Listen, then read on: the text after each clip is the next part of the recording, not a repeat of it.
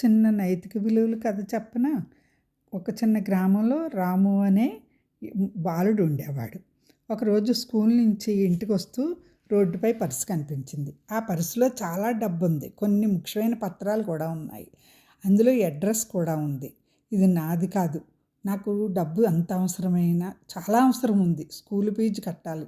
కానీ ఈ డబ్బు నాది కాదని భావించాడు. చిరునామా వెతుక్కుని వెళ్ళి ఆ యజమాని ఇంటికెళ్ళి పర్స్ ఇచ్చాడు. ఆ వ్యక్తి చాలా ధనవంతుడు. రాము నిజాయితీ చూసి ఆశ్చర్యపోయాడు. చిన్న పిల్లవాడివైన నీకు ఎంత పెద్ద మనసా? నీకు కావలసిన బహుమతి అడుగన్నాడు. రాము నవ్వుతూ, నాకు బహుమతి అవసరం లేదు సార్, మీకు చేరితే అదే చాలనుకున్నాను. ఆ వ్యక్తి మరింత సంతోషించి రాముకు సహాయం చేశాడు. నిజాయితీ ఎప్పుడూ వృధా కాదు నాయనా, అది జీవితంలో మంచి ఫలితాలనే ఇస్తుంది. ఎన్ని డిగ్రీలున్నా, ఎంత చదివినా మనిషికి ప్రయోజనం ఎప్పుడు తన వ్యక్తిత్వాన్ని చంపుకోకుండా ప్రతిభకి తోడు తన వ్యక్తిత్వాన్ని కూడా పెంచుకోవాలి. అలాగే ఒకరోజు సీతారామయ్య గారు అనే ఆయన ఒక పిల్లాడు తడిసి ముద్దయిపోయి నిలబడి ఉన్నాడు. స్కూల్ నుంచి వెళుతూ చీకటి పడుతోంది. వర్షం ఆగట్లేదు. అప్పుడు లోపలికి రా నాయనా అని, ఇది మన ఇల్లు నాయనా, నీకు ఈ రాత్రికి ఇక్కడే ఉండు, రేపు ప్రొద్దున నీ పేరెంట్స్ దగ్గర దిగబెడతానని వేడిగా అన్నం పెట్టి పొడి బట్టలు ఇచ్చి తల తుడిసి నిద్రపుచ్చాడు. మర్నాడు వాళ్ళ పేరెంట్స్కి అప్పచెప్పాడు ఆయన. వాళ్ళు ఎంతో సంతోషించారు. బాబు మీరే లేకపోతే మా బిడ్డ ఏమైపోను అని వాళ్ళ ఆనంద బాష్పాలతో ఆయన కాళ్ళు కడిగారు. చాలా కాలానికి ఎన్ని పుస్తకాలు చదివినా, ఎన్ని డిగ్రీలు చేసినా ఆ యువకుడు కలెక్టర్ అయ్యాడు. కలెక్టర్ అయ్యి చాలా కాలానికి సీతారామయ్య గారు ఉన్న గ్రామానికి వచ్చి, తాతయ్య మీరు ఆనాడు చేసిన సహాయాన్ని నేను మర్చిపోకుండా సివిల్స్ రాసి మానవ సేవ చేయాలనుకునే సంకల్పంతో, మీరు ఇచ్చిన ఇన్స్పిరేషన్ తోటే నేను ఇంత వాడినయ్యాను.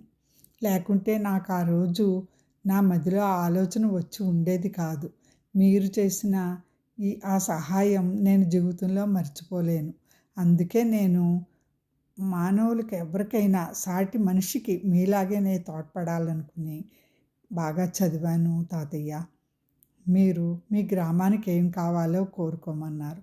అప్పుడు కూడా సీతారామయ్య గారు కరెంటు, నీటి సదుపాయం, రోడ్లు, స్కూలు, వైద్యం అన్నీ గ్రామం కోసమే, గ్రామ ప్రజల కోసమే అడిగారు. అప్పుడు తాతయ్య నీలో మానవత్వం, నీ ఊపిరి ఉన్నంత వరకు ఉంటుంది తాతయ్య, నీలాంటి వారే మాలాంటి యువకులకు స్ఫూర్తిని కళ్ళ నీళ్లతో తాతయ్యని కౌగిలించుకుని, తాతయ్య నీవు లాంటి మనిషి దైవత్వం కాదు తాతయ్య, మానవత్వమే దైవత్వం ముందు కూడా ఓడిపోతుంది, దైవత్వం కూడా మానవత్వం ముందు ఓడిపోతుందని నిరూపించావు తాతయ్య. ఇది చాలు నాకు.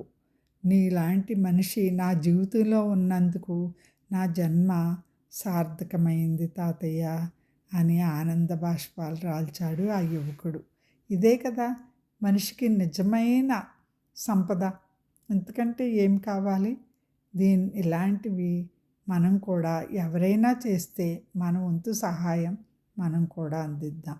సరేనా? మనం చేయలేకపోయినా చేసేవారికి ఊతమిద్దాం.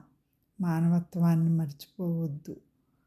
ప్రతిభ, వ్యక్తిత్వం రెండూ కూడా అభివృద్ధి పరచుకోండి, కానీ వ్యక్తిత్వాన్ని మట్టికి చంపుకోవద్దు.